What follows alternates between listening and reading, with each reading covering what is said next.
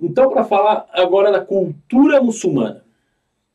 Cultura muçulmana é um negócio riquíssimo. Por que é um negócio riquíssimo? Porque eles vão ficar o tempo todo autorizados a pesquisar, a produzir conhecimento. Não é um povo alvo de censura. Não é um povo alvo de...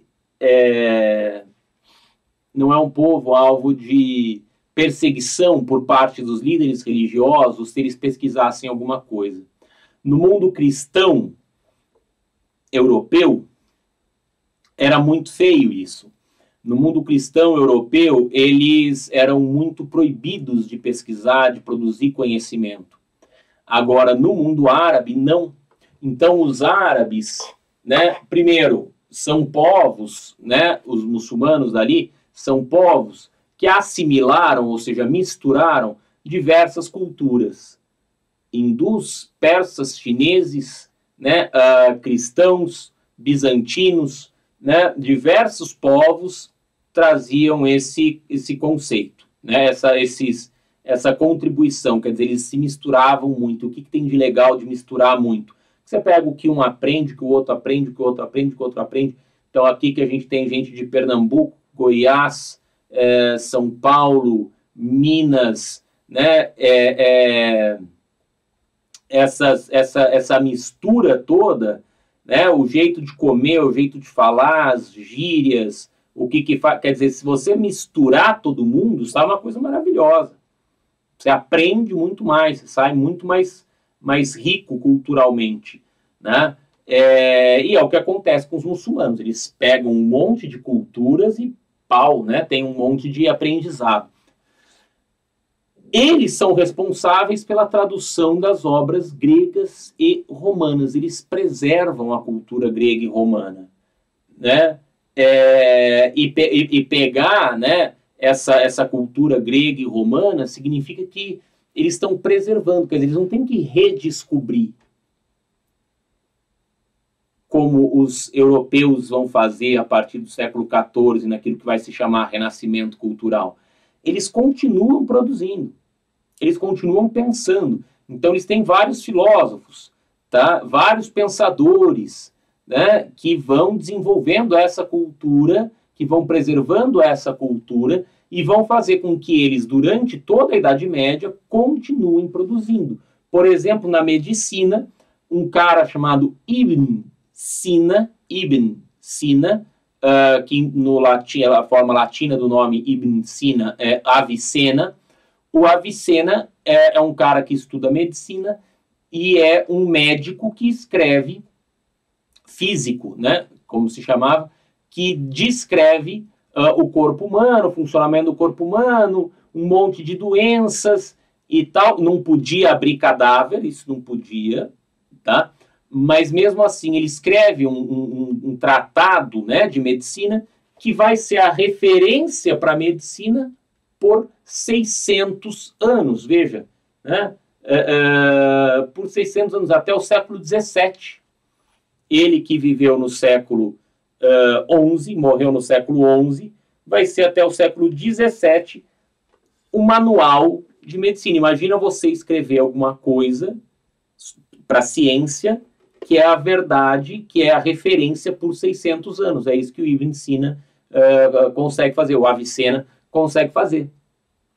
É muito maravilhoso, é muito fantástico, tá? Então é sensacional. Dessa forma, o que a gente pode perceber? Que os muçulmanos produzindo conhecimento são muito superiores aos cristãos no mesmo período, tá? No mesmo período. Na matemática, os números, eles pegam os números hindus, né, da Índia, adaptam e transformam naquilo que a gente chama de algarismos. Os algarismos, ou seja, a maneira de você escrever o número. Se você pega o número romano, né, isso aqui, o número romano, 10, 5, 2, né? Aí você tem 17. Na verdade, é 10, 5, 1, 1. Né? 17. Imagina você estudar para o Enem com números assim. Não tem condição fazer uma prova de física com números assim. Tem a menor chance. Então, é terrível isso daqui. Né? É terrível isso daqui pensando em matemática. Porque o número depende da posição do número, vai mudar. Então, é 10, né, 17. Mas se eu pegar esse 1 aqui e puser para cá, vira 9. Né? Ou se eu pegar isso daqui e puser 2 aqui, né, vira 13. Né? Ou 14. Então é zoado, não tem condição.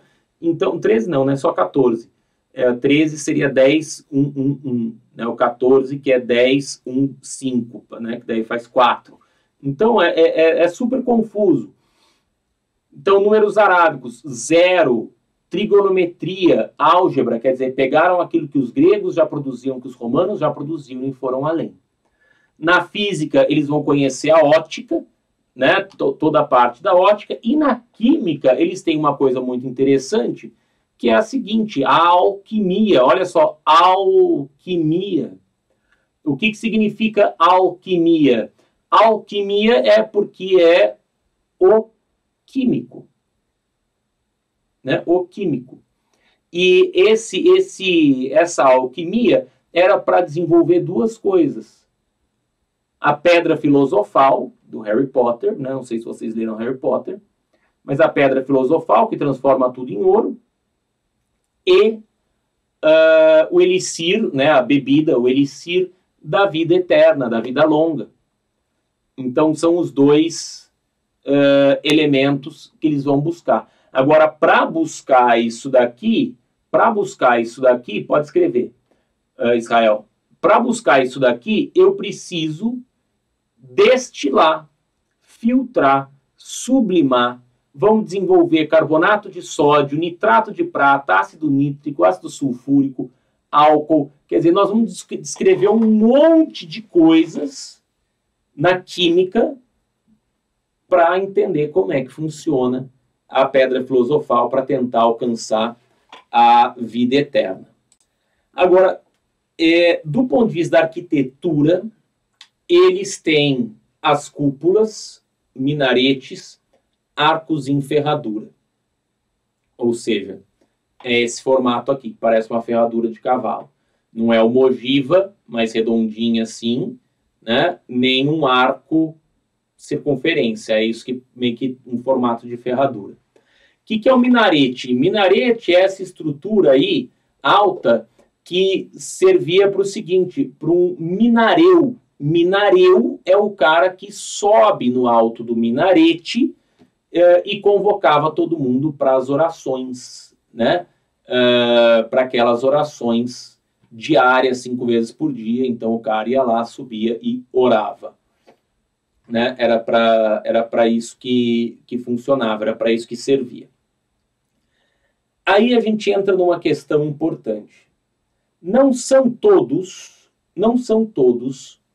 os árabes muçulmanos que entendem que você pode reproduzir em desenho coisas criadas por Deus. Então tem um limite aí do que você pode, do que você não pode desenhar. Alguns entendem que você não pode desenhar nada que Alá tenha desenhado, que Alá tenha feito. Outros entendem que você não pode fazer só Maomé. Outros entendem que você não pode fazer praticamente nada. Então, os desenhos árabes a gente chama muitas vezes de arabescos aqui no Brasil, né, aqui no mundo ocidental. Só que arabesco porque se remete a árabe. Mas o que é o arabesco? É uma mistura, é uma pintura, são formas que misturam formas geométricas com formas de plantas. Entendeu? Então, formas geométricas com formas de plantas. E aí você mistura essas duas coisas, né? Sem deixar muito claro que é uma folha de parreira, uma folha de uma planta de abacaxi, que eu não sei como é que chama a planta de abacaxi. É a planta que dá o abacaxizeiro, né? E eu não sei como é que é a folha nem a flor disso. mas eu não vou reproduzir uma folha de uva, não vou reproduzir uma folha de limoeiro, uma folha de mangueira, uma folha de palmeira, mas eu vou fazer um negócio que lembra uma folha, entendeu?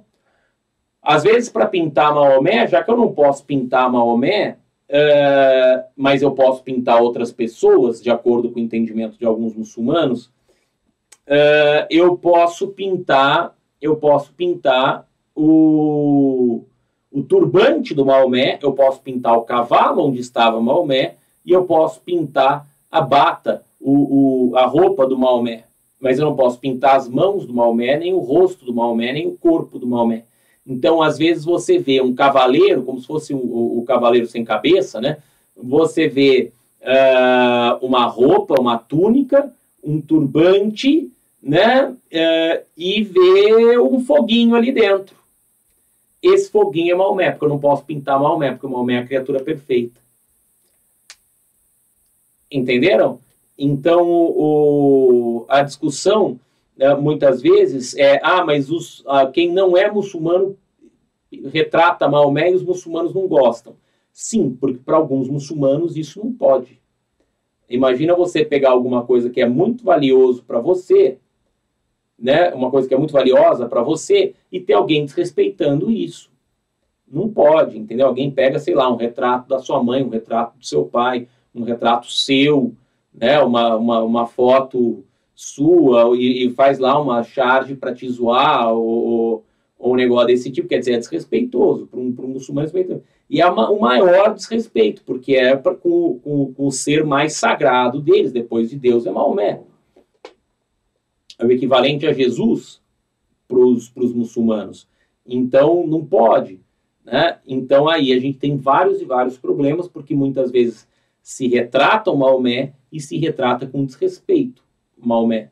Né? Mas para mim não era desrespeito, era para ele e tal. Então, é essa discussão que se faz em torno da figura do Maomé, tá? Que é uma figura muito, muito importante para os muçulmanos e que não pode ou que não poderia ser alvo de desenho, ser alvo de chacota, ser alvo de qualquer coisa diferente. Tá ok? Tá claro? Dúvidas?